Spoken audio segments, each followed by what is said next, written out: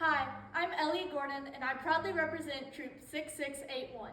I will be presenting my theoretical sound production of Eurydice by Sarah Rule. Eurydice is a play with many deep themes and motifs, one of those being water, with a theme of the show being you can dwell in the past or you can embrace the unknown.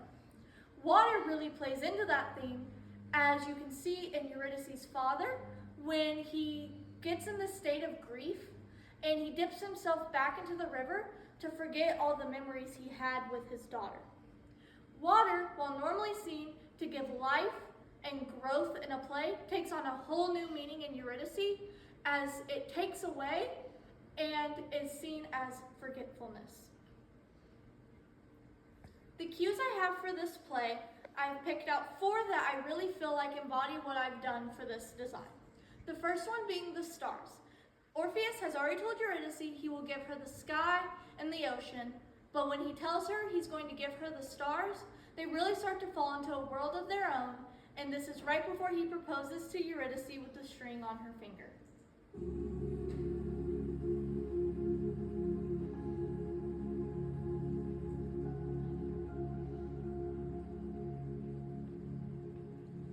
The next one I have, while would normally be played simultaneously, with one being balanced to the stage right of the theater and the other one being balanced to the stage left, where you can hear both at the same time when you're center stage, I have split up for the purpose of this presentation.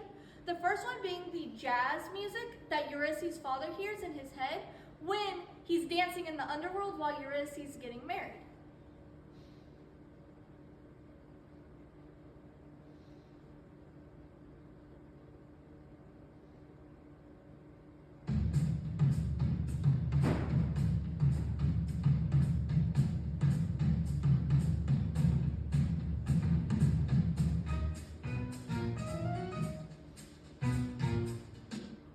The other one I have is the wedding music for Orpheus and Eurydice's wedding.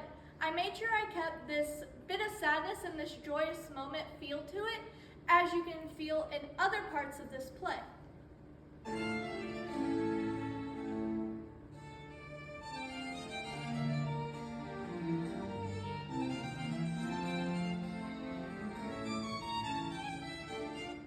This scene really shows how Eurydice's father is more connected to her even though he's in the underworld while they're in the overworld. And I really feel like this is a large scene in the play that can be overlooked if not designed correctly. My last one is the finale. I have made a special sound effect for this one where I've taken multiple sound effects and spliced them together.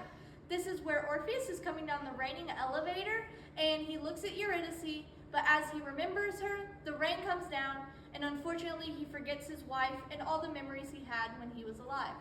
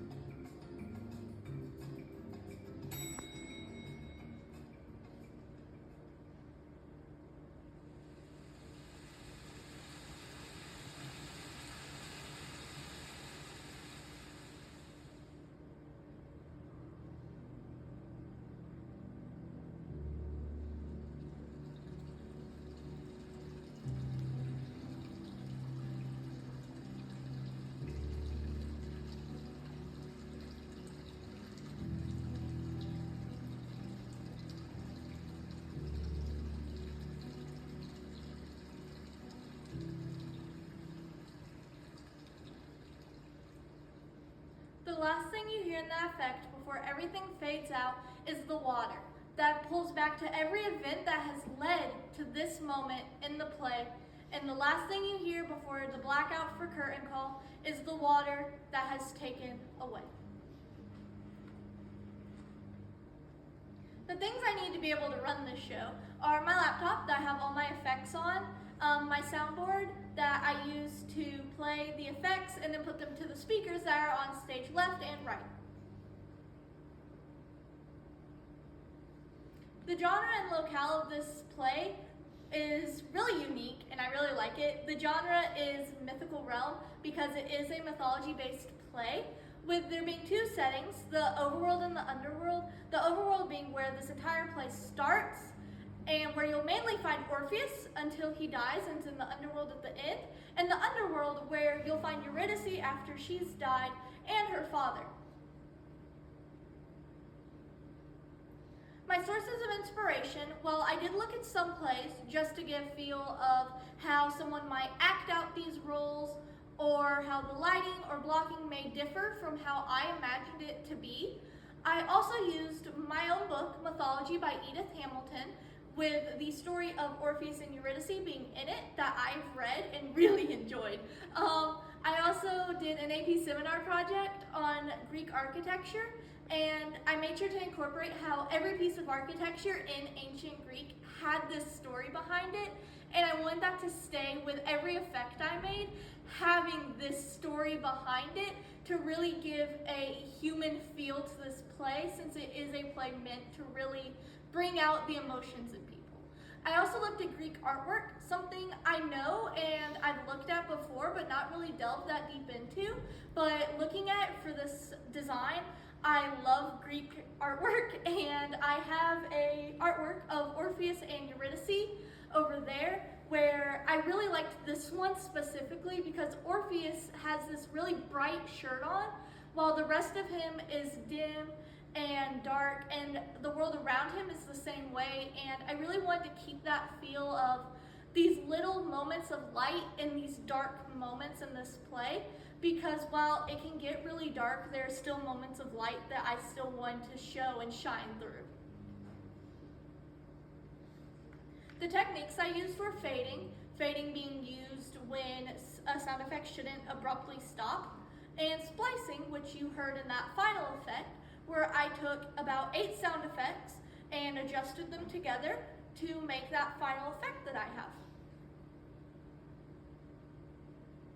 My sound plot is what I use to make sure I have the design right. This is a sound plot of the stage here at Chestatee Theater. I have my stage left and right speakers on here where the stage would be and where the house would be. Here are all my cue sheets. It's all my cues for the show, and it goes from the very first cue I play of the entire show all the way to the very end of that final cue that I end up playing for Orpheus when he's coming down the raining elevator.